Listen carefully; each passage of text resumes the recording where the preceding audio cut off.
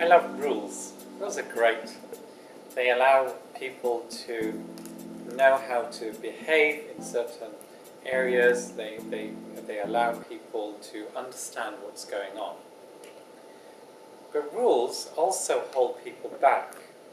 And I think what people often forget is that those rules have been created because of misbehavior or people have not quite understood situations. And I love this phrase, the spirit of the law rather than the law itself.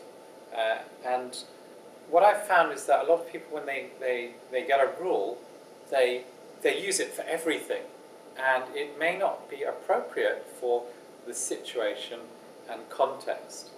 So let me give you some examples. One that I've used in my Inspiring Awesome Children series is when you tell your child not to talk to strangers, which is a good rule because we know of children being kidnapped and so on by strangers. But it is not a good rule in every situation and context. So, for example, your friend comes around and your child refuses to talk to your friend because actually your friend is a stranger. Or, here's a situation now, so that was a context, here's a situation, your child is lost. Now you've told your child not to talk to a stranger. So your child has no way of getting back, because if they talk to the stranger, they're disobeying you. And really, we need to teach them about situation and context and say, look, okay, in general, if a stranger talks to you and you're outside school, don't talk to them, don't engage with them.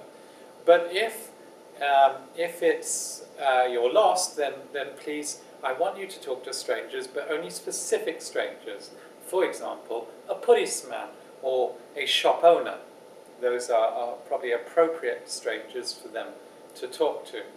Now, in real life, if we look at rule, situation, and context, I love this phrase when people say to me they're 100% honest and they never lie. And instantly I'm in disbelief, because everybody lies. And there's a reason for that. Talk about going to a hospital and the doctor says that your family member or someone close to you has 2 or 3 days to live. What are you going to do? Are you going to go and tell them you're going to die? Or are you going to say, you look great, even though they may not? There's another situation context. Somebody wants to plan a surprise birthday party for a good friend of yours. What do? You're going to tell them when they say, oh, where are we going right now? And you're taking them to that surprise party. Are you going to say, oh, I'm going to take you to the party because they've got a surprise for you? Yes?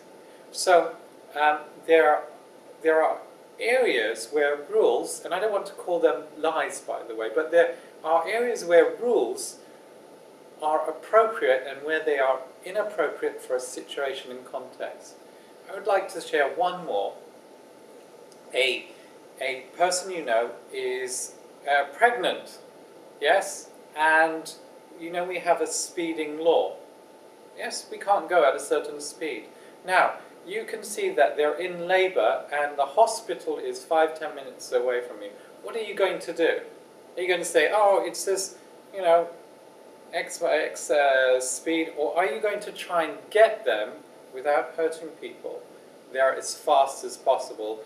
Take the fine, but at least the person is going to be in hospital, be able to have a day, or they could be mortally injured. Yes? So rules, situation, and context. Very, very important. Another final example, we have a rule to look into people's eyes, or else we think that they're a bit dodgy. Yes, that's the rule. And if they don't look in our eyes, then we may not trust them so much. But there are cultures, especially in Asia, if you look directly in their eyes, that they find that you're being disrespectful. So the situation and the context has changed. Anyway, that's all I'd like to say about rules, situation and context, and I hope you enjoyed that little talk.